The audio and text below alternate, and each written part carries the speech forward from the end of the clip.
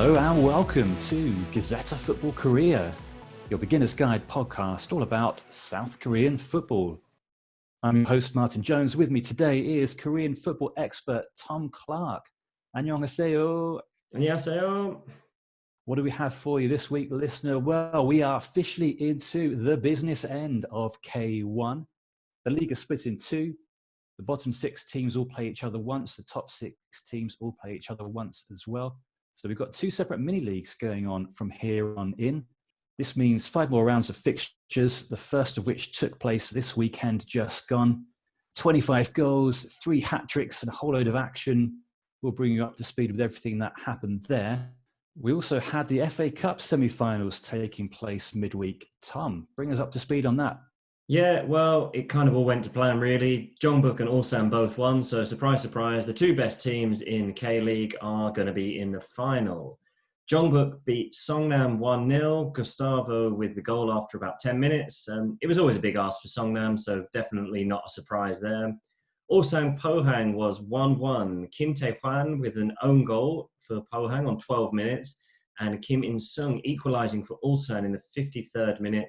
Then Ulsan won 4-3 on penalties. I think there were 7 penalties each, including an absolute shocker from the Pohang goalkeeper. Just his run-up was about 20 metres long, and it kind of reminded me a bit of the Simone Zaza one. Not quite as exaggerated, and then he just tamely put it down the middle anyway. And it's like, if you're gonna have such a long run-up, put your foot through it. Don't try and faff about with it. So yeah, got what it deserved, and it was saved, and Ulsan went on to win that 4-3. So Ulsan Jeonbuk in the final.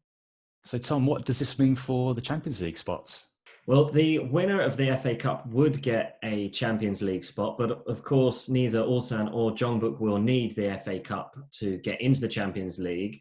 So it will go to a league-placed team. Sangju cannot play in the Champions League as they are the army team, and they're also going to be down in K-League 2 in a new city with a new name, so that rules them out. So it means that 5th place in K1 will get a Champions League space, and Daegu in 5th, they're 6 points ahead of Gwangju, so realistically those semi-final results mean Daegu will be in the Champions League.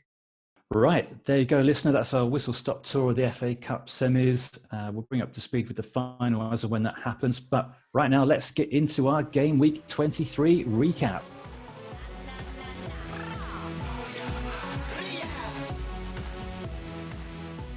Okay, from this point onwards, as I mentioned, we've essentially got 2 mini leagues, the relegation round and the championship round. So rather than go through the games chronologically, we're going to cover the games for each mini league and look at what it means for the respective league tables. Right, and this week you're going to be taking the 3 games in the relegation round, and I'll take the 3 going in the championship round. So the first game of the weekend, and the only one that was on Saturday, was Suwon Blue Wings versus FC Seoul. So it's a super match. Suwon in 11th, Seoul in 7th. A win for Suwon would see them move a point behind Seoul and would put pressure on Incheon to get a result in their game that happened on Sunday. And a win is what they got as they took this match 3-1. They did indeed. And Tom, I've just got to say, first of all, looking at the fixtures coming up, I'm really loving this league split concept because there's so much on every game coming up. Such a great idea.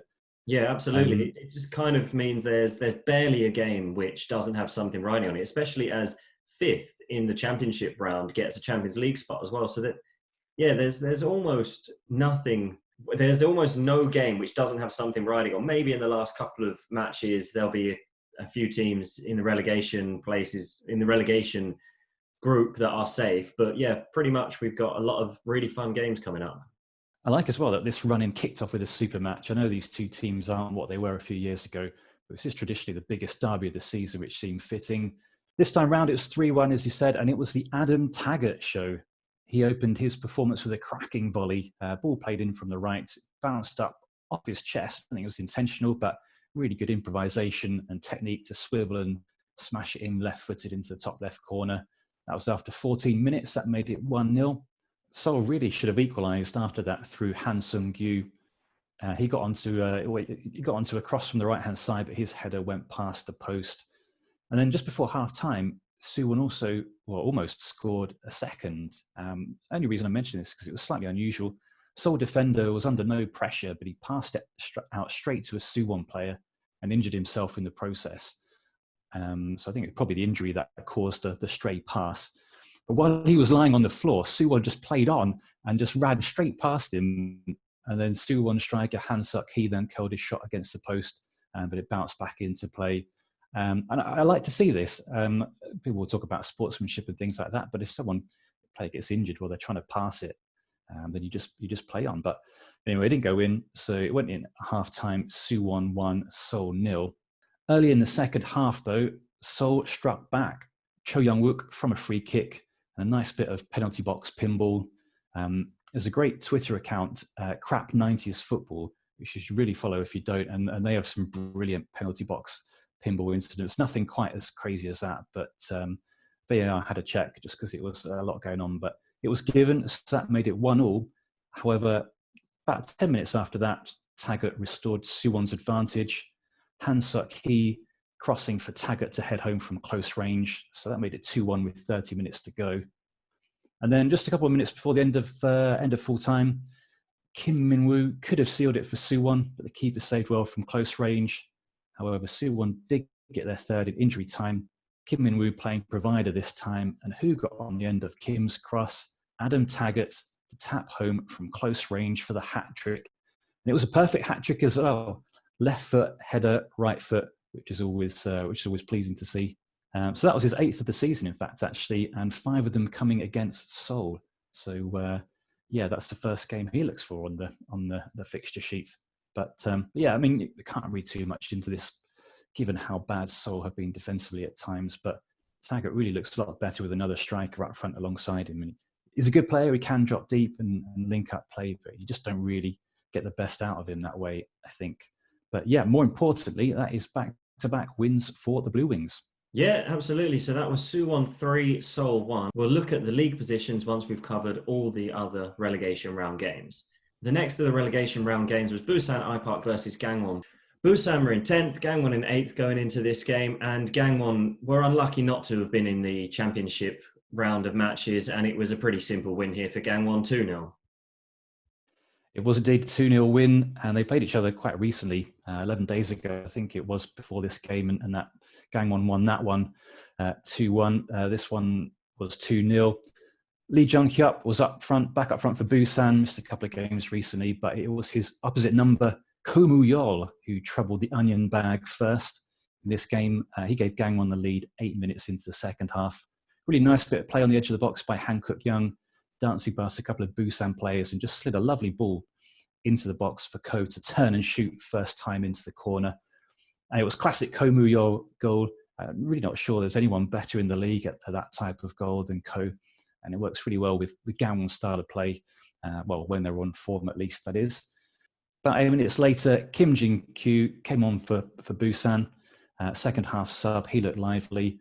His shot from outside the box shaved the outside of the left-hand post, but didn't go in. And then just before the end, Gangwon sealed it.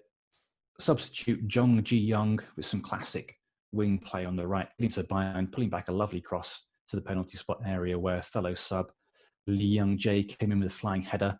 Keeper saved the header, but Lee tapped in the rebound, and it finished 2-0 to Gangwon. Busan were without Romulo, but I think just generally with this Busan team, you get the sense they're just kind of holding back a bit too much and not going for it. We'll talk about what this means for Busan in a moment, but one thing I will just mention now, Busan have only won once in their last 12 games.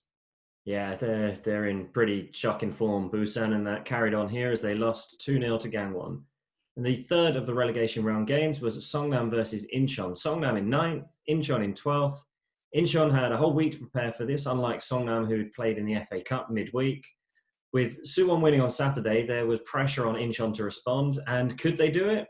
Well, yes, they certainly could. In one of the unlikeliest results we've seen all season, Incheon beat Seongnam 6, that's S-I-X, 0. 6-0 indeed. Yeah, this was crazy. And it was just a perfect storm for Seongnam. It's like everything's going wrong for them at the same time. We mentioned this in previous pods, coming off the back of a really tough run of games in the league, where they played all of the top 6 teams in consecutive league games. and they'd had that midweek FA Cup semi-final against Jeonbuk. And then the big talking point in this game, 2 minutes in, Seongnam had captain and centre-back Yeon Jae-woon sent off. And just to describe how this came about, it was a Seongnam thrown on the right-hand side. In their own half, Lee Tae-hee throws it back down the line to Yeon, who's kind of about 4 or 5 yards outside the right-hand side of his penalty area. Nothing out of the ordinary with that. Incheon striker Mugusa closed him down. And then I'm not sure what happened with Yeon, but the ball just kind of bounced off his shin. Mugusa knocked it into the box and ran onto it. As he did, Mugusa went down. There didn't seem to be any contact with the legs, so it didn't look like he was tripped, at least not that I saw. However, Yeon did grab a bit of Mugusa's shirt around his side, and I say grab because there wasn't much in it at all, and I certainly didn't think it was enough to bring Mugusa down. Referee initially gave a free kick and a yellow card. VAR intervened, and it got upgraded to a red card on the basis, presumably, that it was a goal-scoring opportunity and Yeon wasn't making an effort to play the ball. And I can understand the logic of the decision. If it's a foul, I think it must be a red. So the decision is it a foul or not? If this was anywhere else in the pitch, if it was in the corner down the other end of the pitch and it was in the 78th minute or something like that, and a player does that and it's a foul and he gets a yellow card, you might think, oh, okay, that's a little bit harsh, but you're not going to complain too much about it. And I know I'm falling into the trap of judging this by its impact on the match, but you just can't help but feel it was really harsh. Tom, did you see this? What did you think? I thought it was a red card. I don't think there's an awful lot of question about it, to be honest. I think it's a foul. He's the last man. Mugusa's running into the box one-on-one with a goalkeeper, so it's a clear goal-scoring opportunity. I mean, the foul wasn't, it's not a leg break or something, but it's a foul. It was, poor play, bad control, little bit of a trip, little bit of a tug on him. Yeah, just pretty stupid from the defender, really. I don't see an awful lot of controversy in this decision at all. Incheon, I did notice, there seemed to have quite a few players pushing up to close down the throw, and I'm not someone who's tuned into all the tactical nuances, so I don't know if it stemmed from deliberate tactical ploy, but anyway, it was a red card, and it was floodgate time after that, and Incheon were 2-0 after 20 minutes through Kim Jeonbuk and Mugusa.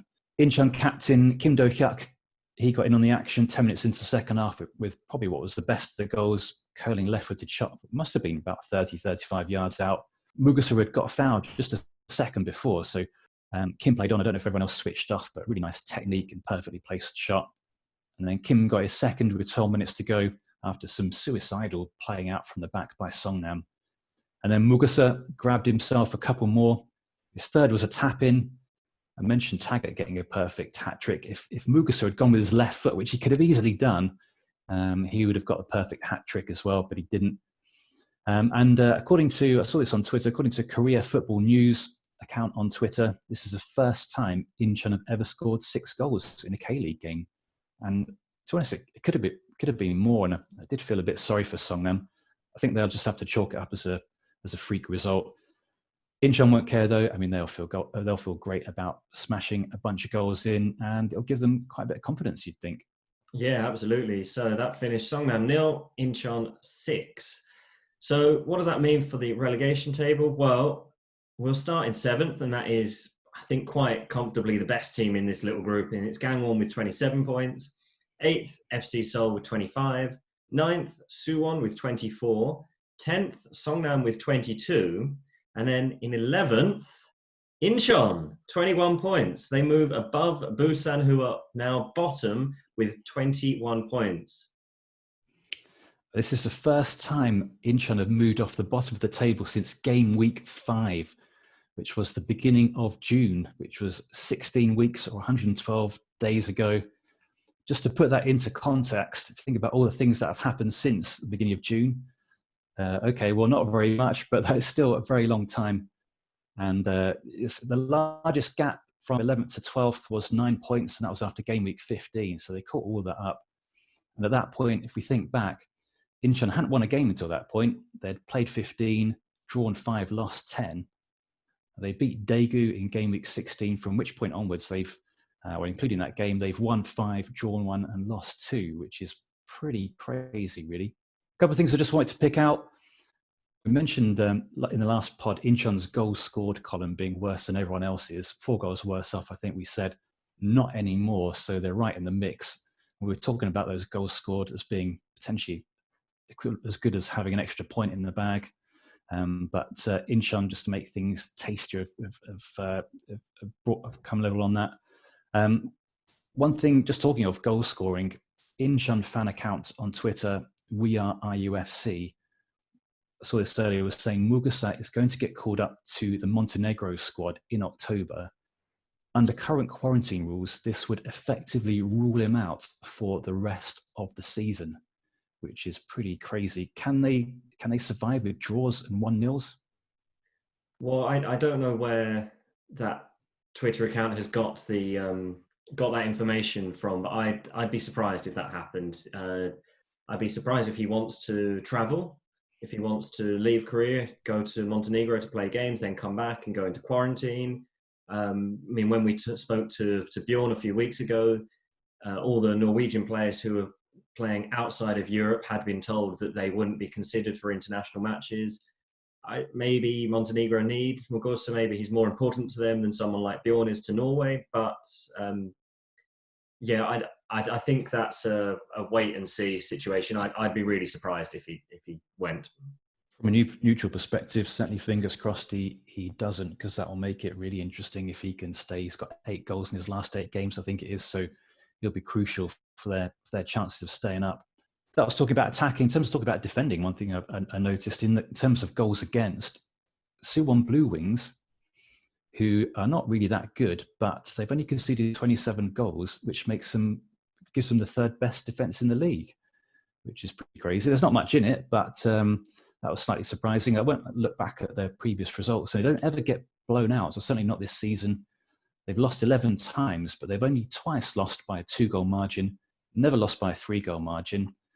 Never conceded more than 3 goals, which they've only done on 4 occasions. So maybe that's something to keep an eye on. One thing as well, just in terms of teams who took a bit of a tumble this weekend, Seongnam, bad weekend for them. They've only scored 19 goals, which is the worst in the league. Obviously, goals scored is the first decider. 3 losses on the spin. They go away to Gangwon next weekend. Not looking too great for Seongnam. No, it's not. They're struggling, but I think, and probably you're about to mention it, but I think they'll be all right because there's somebody else who's worse. Yeah, that's it. We said last week Seongnam could get reeled in, probably wouldn't go down, but can't relax. The team we were really worried about last week in our pod was Busan. Busan fans probably need to be worried. We mentioned there's always a plummeter. It looks like it could be Busan. Really bad form, and this weekend couldn't have gone much worse at all for Busan, and they go away to Seoul next. So they've had the 2 best teams in the bottom half in the first 2 game weeks in this postseason period. So I think, well, Tom, you said last week your money was on Busan being the one to go down. Still going with that? Yeah, very much so.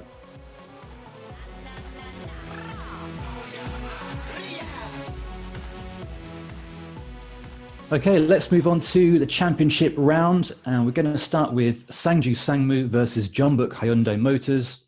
Sangju in 4th, Jeonbuk are in 2nd. These teams shared the spoils in the regular season, with the victories going to the home side each time. Sangju, of course, winning their game 1-0, as they do. This game did finish 1-0, but it was Jeonbuk who took the victory. Yeah, Jeonbuk just oozed championship confidence. Maybe not quality, but confidence. They weren't brilliant here, but they got the job done. And, you know, in their squad and their manager, they've got so many men who've won league titles before in this country, in Korea, in other countries.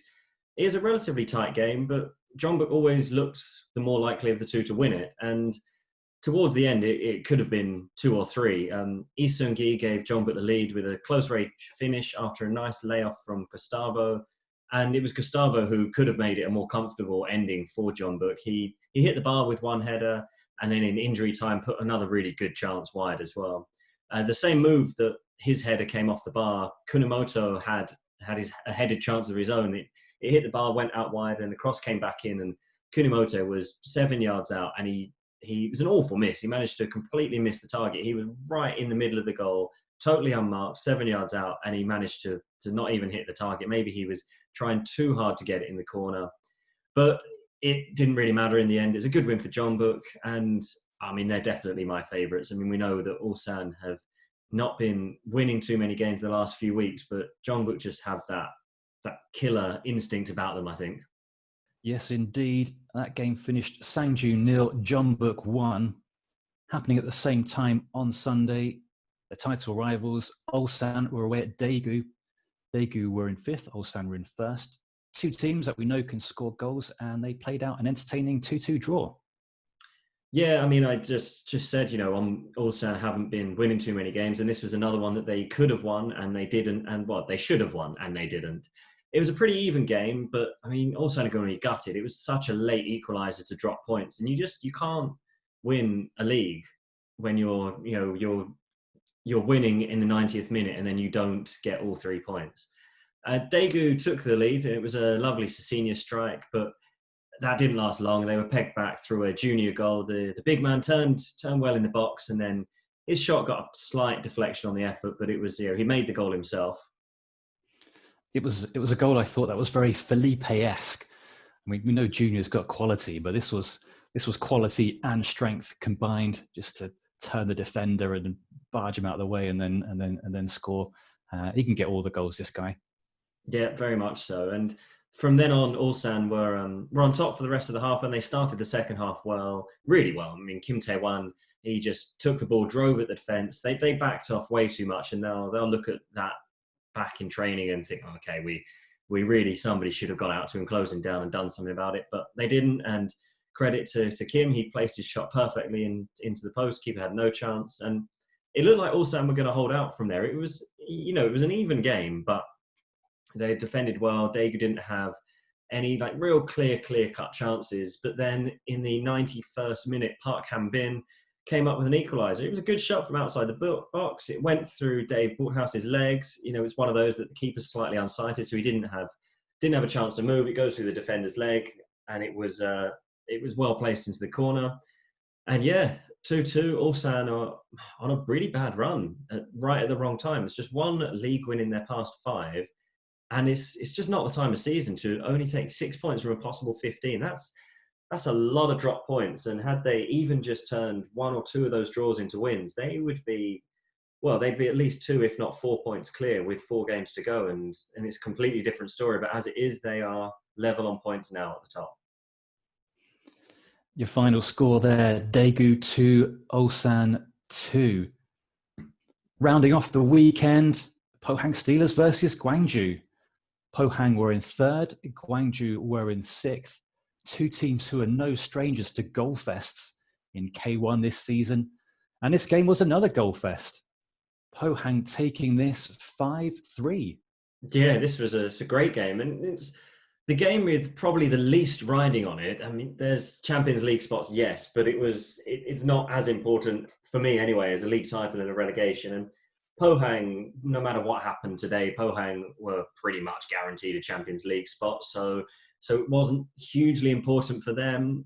Maybe a little bit more so for Gwangju, who to get a Champions League spot for them in their first season back in the top flight would be amazing. But as it was, they lost, and they've really got some work to do if they want that Champions League spot. But these are the two teams that I think for the rest of the season, their games probably are the least important of every game week, if you know what I mean, unless they're playing the Jeonbuk or Ulsan. But this game it was great fun, and yeah, maybe because there's less pressure, that was why it was such a good game. I don't know, but it was a great game, 5-3, and it didn't look like it was going to be this game just from the first half. Pohang went 2-0 up, and they looked totally in control of the game. But then in the start of the second half, Gwangju scored 3 goals in the space of 13 minutes, just completely turned the game around. But they couldn't hold on to the lead. Just 2 minutes later, Ilyachenko equalised with a good header. It came almost straight from kickoff. And then 5 minutes after that, Pohang got a penalty, and there was a red card to Hong Jun-ho, and that really, really did change the game. So Pohang were completely in control after that. Palasevich tucked it away, and from then on, it was just all Pohang. Not long after that, Felipe got a red card, so Gwangju were down to 9 men. And probably more important for Gwangju is that Felipe is now suspended for at least the next match. I'm not sure if it will be a longer suspension because it was violent conduct. I'm assuming it will be classified as violent conduct because he was being grappled a bit, having his shirt pulled, but nothing major. And it just looked like he threw his arm back to shrug the guy off, kind of Andy Carroll-esque when I saw it. And he caught him in the face with his elbow. And Felipe was protesting the decision and is totally over the top. Oh, woe is me acting. How could you possibly think I did this on the sideline while the ref was looking at the VAR? But one angle made it look accidental, but then there was another one, and he knew what he was doing. He swung his arm back, and he knew that the defender, he could have, even without looking at him, which he did have a glance, but he would have felt him because he was all over his shirt. He knew exactly what he was doing there and caught him in the face. I did see a couple of people on Twitter say that it was a harsh red card, but not for me. You can't do that. He's not stupid. He knew that the man was all over him on his back, and he knew if he swung his arm that way, then he'd catch him in the face, and that's exactly what he did. And it was a red card live, and it was a red card on VAR. And then there was still time for a little bit more action after that because Ilyachenko got his hat-trick. It was the 90th minute. Nice bit of link-up play with Palisevich. Like Ilyachenko played it to Palisevich, who then played it back to him. Palisevich could have had a shot himself, but it was very unselfish, especially because he was on for a hat-trick as well. Very unselfish. Played it back into Ilyachenko, who tapped it in from a couple of yards out. So all-round entertaining game, this one. Palisevich, he's such a class player. You never see it. He scored a lot of goals, but he never puts his laces through it. He always just passes it into the corner, either the bottom corners or the top corners. Very composed goal scorer. But yeah, your final score there: Pohang 5, Gwangju 3. Pohang are now guaranteed a Champions League spot for next season. They're not going to go much higher, or maybe any higher in the table. So I think Pohang's games probably going to be, Pohang when they play Sangju and when they play Daegu, they're probably going to be entertaining games, but not particularly important games from my perspective anyway. So what does that mean for the table? Well, as Tom mentioned earlier, Daegu's last-minute equaliser means Jeonbuk have drawn level on points with Ulsan. However, Ulsan stay top given they've scored 8 more goals than Jeonbuk as it stands. Top half of the table, not nearly as congested as the bottom half. Pohang, Sangju, Daegu and Gwangju stay 3rd, 4th, 5th and 6th respectively. Yeah, and those 4 teams now, I think that it's kind of settled their positions in the league, and we kind of know that Pohang and Daegu are going to get Champions League spots. Gwangju will probably finish 6th. Sangju, it's harsh to say, but it kind of doesn't really matter now for them. They've got a few games left, but nothing to play for. Maybe it will make for them to play some really free football, and these 4 teams will be involved in some big games, but they're just like the extras now in the Ulsan and Jeonbuk show. They are indeed, yeah, a lot of pressure on Ulsan and Jeonbuk. There's still good teams. The other teams very good teams in the top 6, but yeah, don't really have anything to play for. So we'll see how Ulsan and Jeonbuk deal with those challenges.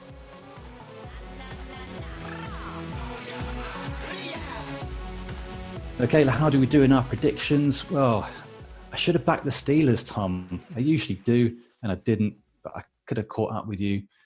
You go on to 63 because you got 3.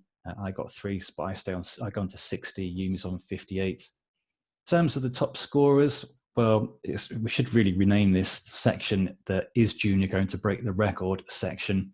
Junior moves on to 25. Dayan's all-time record is 31. So Junior has 4 games left to score 7 goals. Could he do it? He could, but will he? Probably not. Daegu's Sisinya moves on to 15, as does Pohang's Ilyachenko, thanks to his hat-trick. Gwangju's Felipe has 12, and Incheon's Mugasa has 11. Will he get any more? Remains to be seen. Okay, let's move on to Game Week 24. We'll start with the relegation round matches first of all. Gangwon versus Seongnam, taking place Sunday morning, 6 a.m. UK time. Gangwon are 6 points ahead of Incheon and Busan, another win, and they're virtually safe mathematically given their goals scored total. Previous 2 encounters were draws. How do you see this one going? A pretty comfortable Gangwon win, I think, for me. Gangwon for me too. Could have easily have been the 6th place champions. I think they'll just have a bit too much for Seongnam. The second game in that group is Seoul versus Busan. Sunday, 8:30 a.m. UK time. Similar to Gangwon, nice opportunity for Seoul to get a bit of daylight between them and the struggling teams. How's this one going to go? Yeah, Seoul win for me. Busan, just not a very good side, and I can't see them picking up anything against Seoul. Same here. Just don't really fancy Busan against anyone at the moment, the way they're playing, the form they're on. We also have Incheon United versus Suwon Blue Wings. This is the final game of the weekend, Sunday, 11 a.m. Can Incheon get another win here? Well, presumably not another 6-0 win.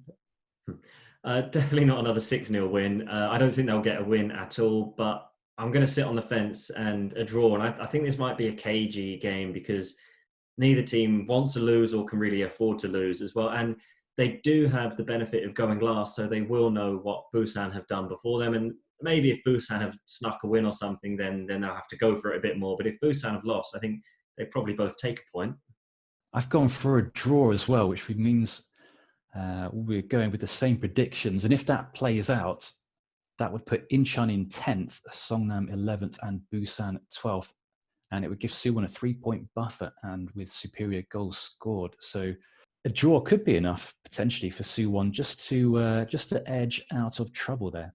Okay, let's look at the championship round. Who's playing who? Well, first off, Friday, Ulsan Hyundai versus Sangju Sangmu. Ulsan only won once in their last 4 games. Sangju aren't in amazing form either. Ulsan need to win. Will they get a win, Tom? No, I don't think they will. I think this will be a draw. Just not looking very good at the minute. Got a feeling for Ulsan on this one. I think they'll nick this one, maybe 1-0. But yeah, we'll see what happens there. Sangju, resilient team as they've proved throughout the season. Saturday morning, 8:30 a.m. UK time, Gwangju versus Daegu. You know what happened last time? What was it 6-3, 8-7, 12-10? I've forgotten. It was a lot. It's going to be a revenge game for Daegu. Can Daegu get the win? Yes, yeah, I think Daegu will win this one. Yeah, Gwangju won't have Felipe, and I just think Daegu are a little bit of a better team. Same here. I've gone for Daegu 2. Final game in that group, Saturday, 11 a.m. Jeonbuk Hyundai Motors versus Pohang Steelers. How do you see this one playing out?